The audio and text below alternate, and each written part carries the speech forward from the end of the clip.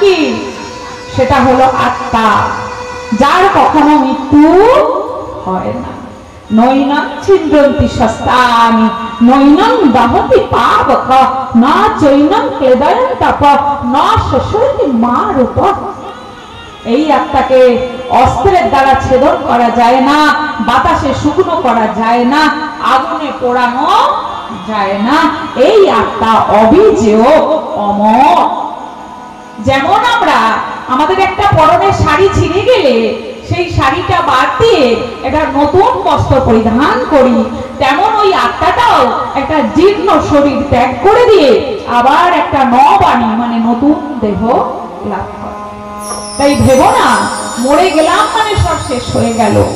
মরে যাওয়ার পর তো জ্বালা সবে শুরু গো।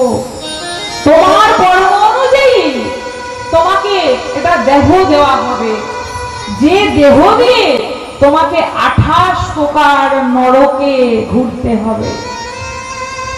কি ভাবছো যে যতবারই পাপ কর্ম করে যায়, মদ খাই, জুয়া খেলি, চুরি করি, বেশ্যা সঙ্গ করি, যত কিছু অকর্ম আছে করে যাই, কে দেখছে? ভাবছো? ভেবো না। যেমন তোমরা সিসিটিভি ক্যামেরা বসিয়ে রাখো যে দোকানে যদি কোনো চুরি চামারি খারাপ কাজ হয় ধরা পড়বে, তেমনি চিত্রগুপ্ত গোপনে একটা সিসিটিভি ক্যামেরা বস করিয়ে রেখেছে। এখন তুমি ভাবছো ঘর তো অন্ধকার, যদি পাপকর্ম করেও থাকি ধরা পড়বে না। হ্যাঁ, এই জগতের সিসিটিভি ক্যামেরায় অন্ধকার ঘরে পাপকর্ম ধরা পড়বে না, কিন্তু সেই চিত্রগুপ্তের দ্বারা সিসিটিভি যে ক্যামেরাটি বসানো আছে সেটা অন্ধকার ঘর কেন, তুমি মনে মনেও যদি ভাবনা করো, কোনো পাপকর্মের কথা ভাবো, সেই পাপকর্ম পর্যন্ত চিত্রগুপ্তের সিসিটিভি ক্যামেরায় ধরা পড়ে যায়। নিতাই গৌর প্রেমানন্দ। তাই ভাবিয়া করিও কাজ, করিয়া ভাবিও না। কর্মের ফল কখনো কাউকে ছেড়ে কথা বলে না। আমরা আগামীকাল ভীষ্ম পিতামার কথা শুনবো। মহান ধনুর্ধর, মহান বীর, মহাধর্মানুরাগী ভীষ্ম পিতামাকেও তাকেও কর্মের ফল পেতে হয়েছিল। আগামীকাল আমরা শ্রবণ করব।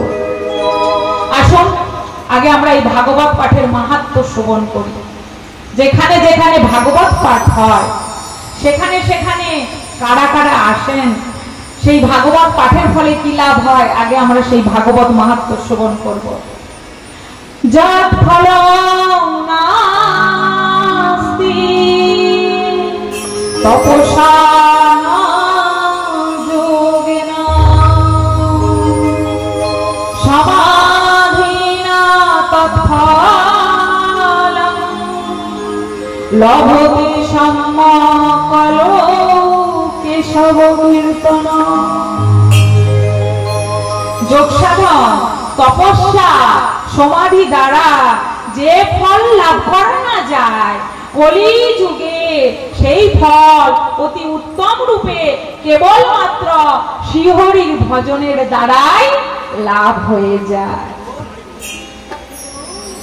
তারপরে শুনুন, নিত্যং ভাগবত যস্তু পুরাণ পঠতে নরা পুত্রশরং ভবেত কপিলাদানজং ফলং। যে ব্যক্তি প্রতিদিন ভাগবত মহাপুরাণ পাঠ করে সে প্রতিটি অক্ষর উচ্চারণের সাথে সাথে কপিলা গোদানের ফল লাভ করে। হ্যাঁ গো মা, তোমাদের এদিকে গোমাতা আছে নাকি বাড়িতে? হ্যাঁ, আমাদের ওদিকে তো বাড়িতে বাড়িতে কুকুর আছে, গোমাতা নাই। তো গোমাতাই যদি না থাকবে তো গোদানটা করবে কোথা থেকে? হ্যাঁ, কিন্তু তোমার বাড়িতে গো আছে, দান করতে পারবে, মন চায়। হ্যাঁ, এই তো এখানে জন্মে ব্যাংকে আপনি লাখ টাকা রেখে গেলেন, মারা গেলেন, 1 টাকা আপনার সঙ্গে যাবে? যাবে মা, যাবে? হ্যাঁ, এবং পরের জন্মে ওই লাখ টাকার কিছু অংশ পাবে? পাবে। 50 পয়সাও দেবে কি? দেবে না। কেন? এত কষ্ট করেছে জমালে সারা জীবন ধরে, দেবে না? আমরা সবাই জানি আমরা কিছু নিয়ে যেতে পারবো না এবং পরের জন্ম তার ভাগ পাবো খালি হাতে এসেছিলাম, খালি হাতেই কি যাবো? হ্যাঁ, মা ঘাড় নাড়ছে। না না না না, এই জন্মে যদি আমি 2 মালা হরিনাম করে যেতে পারি, 4 মালা 6 মালা 8 মালা হরিনাম করে যেতে পারি, এই জন্মে যদি আমি হরিনাম রূপী সম্পদ কামাই করে যেতে পারি, এই জন্মে যদি আমি এরকম ভাগবত সৎসঙ্গের আয়োজন করে যেতে পারি, এই জন্মে যদি আমি কিছু বৈষ্ণবদের সেবা দিয়ে যেতে পারি, এই জন্মে যদি সৎ কর্মে আমি কিছুটা দান করে যেতে পারি, সেই তোমার দ্বারা সৎ কর্ম তোমার সঙ্গে সঙ্গে যাবে। তাই গৌর প্রেমানন্দে এই জন্মে তো যাবেই যাবে, এবং পরের জন্মে তোমার যেই জনিতেই জন্মগ্রহণ হোক না কেন, পরের জন্মে সেই কর্মফল, সেই সৎকর্মের ফল তুমি আবারও পাবে। এই জন্মে যেখানে শেষ করবে, পরের জন্মে আবার সেখান থেকে তোমার শুরু হবে। তাহলে ভাবো তো কত অদ্ভুত বিষয়। যদি আমরা 2 মালা জপ করতে পারি, যদি আমরা একটু সৎপাত্রে দান করতে পারি, হ্যাঁ গো মা, মরার পর আমাদের সকলকে ভব সমুদ্র পারাপার করতে হয়। তো ভব সমুদ্র পারের পরে কি এই তোমার টাকা ব্যাংক ব্যালেন্স লাগবে? ওই ভব সমুদ্র পারাপারের একমাত্র করি হলো হরিনাম আর একাদশী ব্রত আর ভাগবত কথা শ্রবণ। আচ্ছা মা, আজকে কে কে একাদশী করেছে একটু হাত তোলো তো।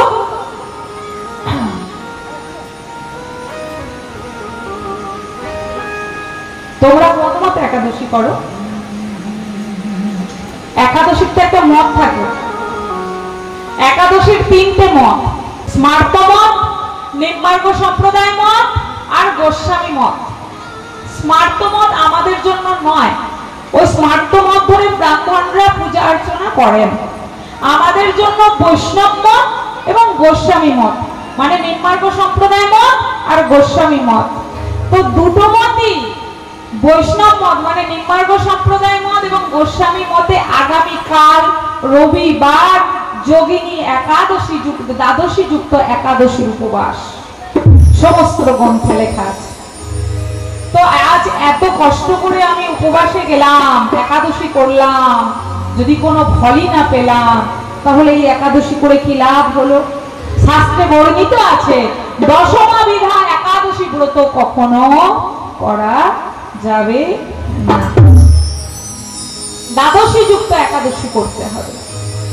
তাই আগামীকাল আমি চাইবো আপনারা সবাই একাদশী ব্রত পালন করবেন, কারণ যেখানে ভাগবত পাঠ হয় সেখানে সমস্ত দেবদেবীর বাস হয়, যেখানে ভাগবত কথার আয়োজন হয় সেখানে স্বয়ং ভক্তি মহারানী তার 2 পুত্র জ্ঞান বৈরাগ্যকে নিয়ে সতত নৃত্য করতে থাকে।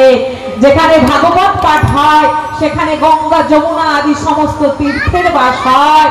যেখানে ভাগবত কথা পরিবেশিত হয় সেখানে আপনি দেখবেন যে আপনাদের পেছনে স্বয়ং হনুমানজি এসে এই পবন অমৃত কথা শ্রবণ করতে থাকে। তাহলে ভাবুন, এই ভাগবত কথা শ্রবণ করলে আমাদের কত কত লাভ হয়। দেখুন, যে মানুষ প্রতিদিন অর্ধেক করে বা শ্লোকের 1/4 ভাগবত পাঠ করে, সে হাজার হাজার প্রদানের ফল বাড়িতে বসেই লাভ করে। নিত্য যেখানে ভাগবত শাস্ত্রের কথা হয় সেখানে প্রহ্লাদ স্বরূপ আমার সব প্রাণপ্রিয় ভক্তরা এসে উপস্থিত হয়ে এক মন এক ধ্যান এক প্রাণে ভাগবত কথা শ্রবণ করতে থাকে। তাহলে ভাবো তো, এই ভাগবত কথা কত পরম, কত পবিত্র।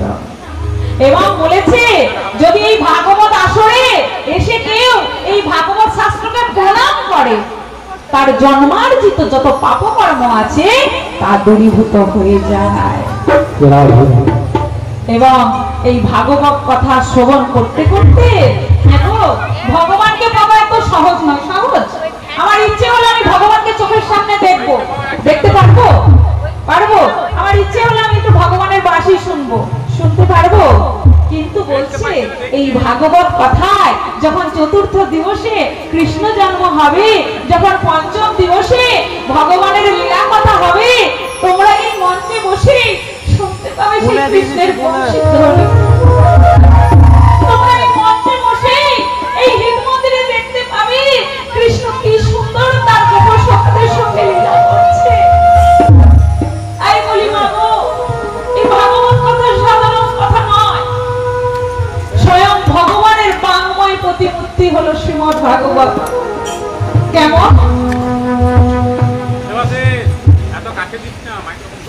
কেমন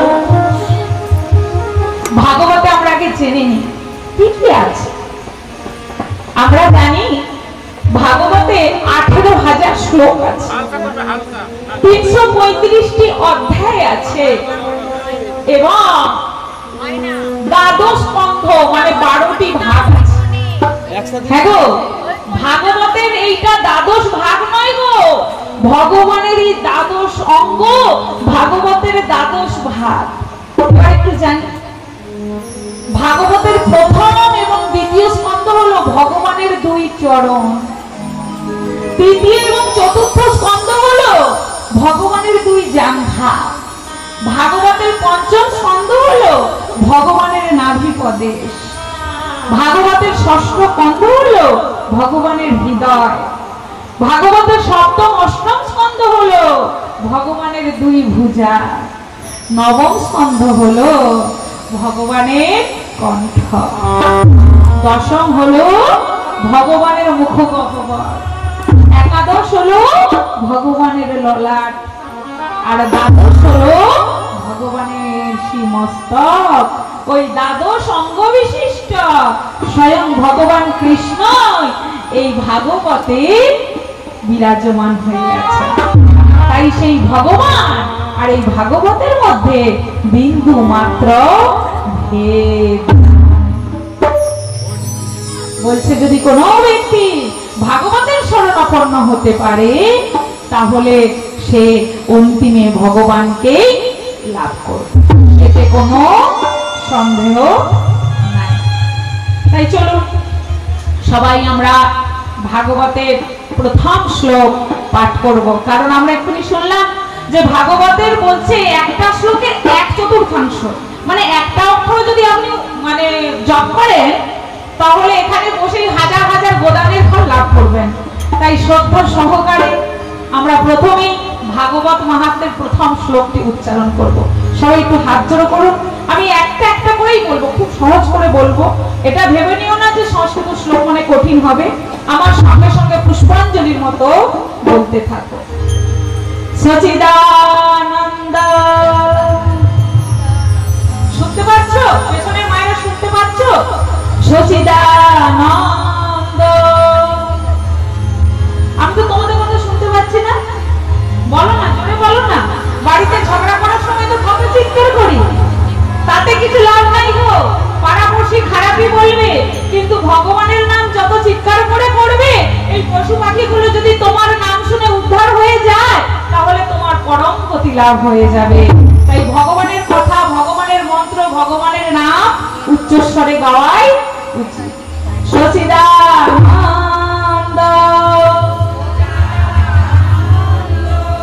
রূপায় বিশ্ব উৎপত্তাদি হেতবে তাপত্রয় বিনাশায় শ্রীকৃষ্ণায় বয়ং নমঃ। হরে কৃষ্ণ হরে কৃষ্ণ কৃষ্ণ কৃষ্ণ হরে হরে হরে রাম হরে রাম রাম রাম হরে হরে।